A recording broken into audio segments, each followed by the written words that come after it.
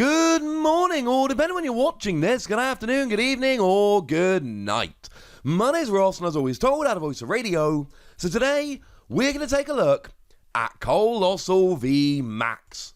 I've already told you that Coalossal is brilliantly positioned. We're moving into a format where fighting weakness is huge, and this is just a really good fighting Pokemon. Now, we have got 3 different deck lists to show you. Shout out to the lovely Talonite X for hooking us up. But they all revolve around Coalossal VMAX. Now, I've gone on record as saying, I don't like Coalossal V. I don't think Coalossal V is a good Pokemon really at all. 3 energy, 90 damage plus burn, or 4 energy, 180. It's too expensive, it's not working. We're using it as a conduit for Coalossal VMAX, which is very, very good. Now, the first attack here, 1 fighting energy, you do 40 damage, you discard the top card of your deck, and if it's an energy, you do an extra 90 damage, and attach it to this Pokemon. So now you're doing 130 damage, and accelerating an energy for just a single energy. Yeah, that makes a whole heap of difference, quite frankly. Now, when you get 4 energy on, which will be faster than you would expect because of the first attack, you're then hitting 240, and generally speaking, anything that's weak, you'll be using the first attack, and anything that's not, you'll need to work up to the second attack. And make no mistake about it, these decks are Coalossal VMAX decks. We play other Pokemon, although generally lists I'm seeing play like 1 other attacker at most. These are Coalossal VMAX decks, and they work with Coalossal VMAX as the main and a lot of the time, honestly, only attacker we've really got in the deck. It is all about using that first attack if you're hitting for weakness, and then trying to build up to that second attack as fast as possible. Now, there is another attacker that we do actually see popping up in, I believe, all 3 of the deck lists we're looking at today. No, sorry, I lied to you. 2 of the decks that we're looking at today. It's actually Lucario V. Yeah, I know, right? Now, for a single energy, you do 40 to your opponent's active and 20 to one of their bench. Especially nice in the early game before you've got Coalossal VMAX rolling. I mean, going second, this is a really good starter. And then 3 energy, 180 damage is fine, but really it's the first attack you want to be using here. Hit the bench, decent damage, single energy, don't have to evolve it, all of that good stuff. Now, across the other 3 decks, all 3 of them, honestly, the only other attacker we see here is a single copy of Stunfisk. Yeah, that's right. 1 copy of Stunfisk. Now, this is the one that for a single fighting energy does 60 damage if your opponent's active has more remaining HP than this Pokemon. It does hit for lightning weakness. Mostly, it's just a semi-decent single prize attacker. It's not a particularly good attacker, I'll be honest with you. But it's one of those, if you want a single prize attacker to ping a little bit of damage around the field, this one will work. It's not huge and only 1 of the decks plays it, but it is out there as an option.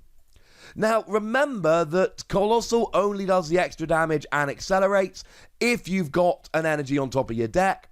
So all 3 decks here play the Oranguru from Sword and Shield. Lets you swap a card in your hand for the top card of your deck. So as long as you've got an energy in hand, you use this to put it on top of your deck. Boom, good to go.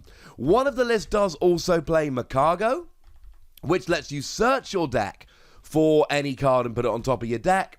But firstly, it's a stage 1, and secondly, that card is rotating, so we shan't worry too much about it.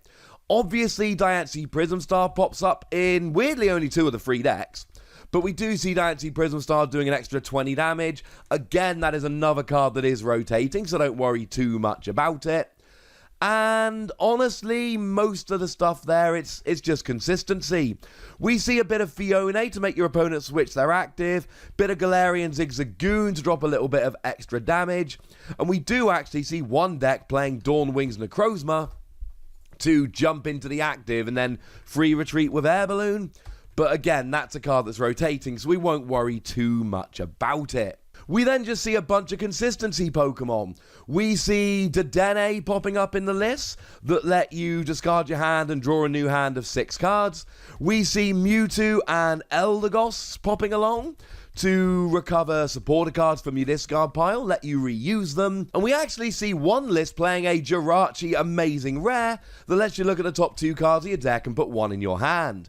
It also lets you accelerate 7 energy, but the list is not playing the energy they need to ever actually use it, so it is there just to look at the top 2 cards of your deck and put 1 of them into your hand. Honestly here, when we're looking at staple cards, we've got Coalossal, Lucario, Oranguru, and then something for consistency.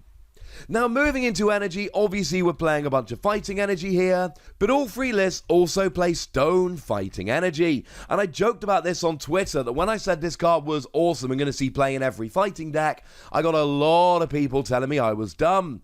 And since then, I've not seen a fighting deck list that doesn't play this. Honestly, the weird thing is that although 2 of them play a playset, one of these decks only actually plays 2 copies, and that is weird given that all the others tend to play 4. It's just a special energy that when attached to a fighting Pokemon means they take 20 less damage from attacks. And it's nothing more exciting than that, but it means you get more survivability, so yeah, you know what, that's pretty gosh darn good. Now, in terms of your trainer line here, even across the 3 decks, there really isn't anything that out of the ordinary. Yes, clearly Scoop Up Net is amazing in decks that are playing Jirachi. Yes, Martial Arts Dojo to do extra damage, 10 if you're not behind on prizes, 40 if you are, is clearly a great option that we see popping up, well, in all of the decks here. Why would it not? We do see a little bit of buff padding popping in here that gives you an extra 50 HP because of your retreat cost of 4. And we see a little bit of Karate Belt here, which reduces your attack cost by 1 fighting energy if you're behind on prizes. Although again, that's generally being played like as a one-off, so I wouldn't get too excited about that. Big Charm also sees a little bit of play here as an alternative to buff padding. I mean, clearly buff padding is way better if you're only playing Coalossal VMAX, but Big Charm will work on other Pokemon, so that is something that is very much worth bearing in mind. We tend to see a high instance of switching cards, partly because of the whole Jirachi stuff, and partly because you've got a huge HP and give up free prizes. You need to get out the active if you can. And we do tend to see Rose played as a one-of in these decks. Now, Rose is the one that lets you attach 2 basic energy from your discard to one of your Pokemon VMAXs, and then discards your entire hand. No, you don't want to discard your entire hand, but actually it can be very, very useful here because it gets 2 energy on. If you really want to use Colossal's second attack, this is going to help you to do it, so probably something you should consider fairly strongly. Great catches, he's a little bit of play here for getting Pokemon up off the bench, as long as they are GX Pokemon. And then there's just a lot of what we would expect. Professor's Research and Marnie as your main draw supporters. Boss's Orders to grab stuff from the bench and drag it into the active. We generally play a copy of Reset Stamp to try and thwart our opponent when they're quite late on in the game. We play Quick Ball to get our basics and some combination of Pokemon Communication and Evolution Incense to get our evolved Pokemon. It's pretty much what we would expect. It is a very good deck. Now, there is an argument that it's mainly good because of the ridiculous amount of fighting weak Pokemon around at the moment. But the fact of the matter is, I've got 3 winning decks to show you in this video, and this ain't all of them. So here's list number 1. We can see there's an awful lot of one-off Pokemon: Lucario, Eldegoss, Dedenne, Fione, Diancie. And then we've got the Macargo line here. Here is your second deck list that plays Jirachi, including Jirachi Amazing Rare, and plays the Galarian Zigzagoon. It is also the one that only plays 2 copies of Stone Fighting Energy.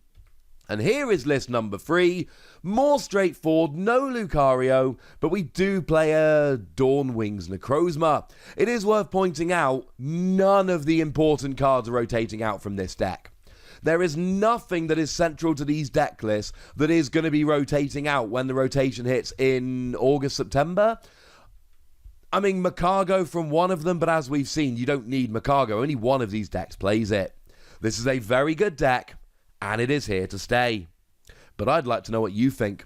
So let me know in the comment section, would you? Go nuts, be nice. And then make sure you like this video, subscribe to this channel, follow me on Twitter at the Wassy, and Twitch for some live action at twitch.tv/PTCG Radio.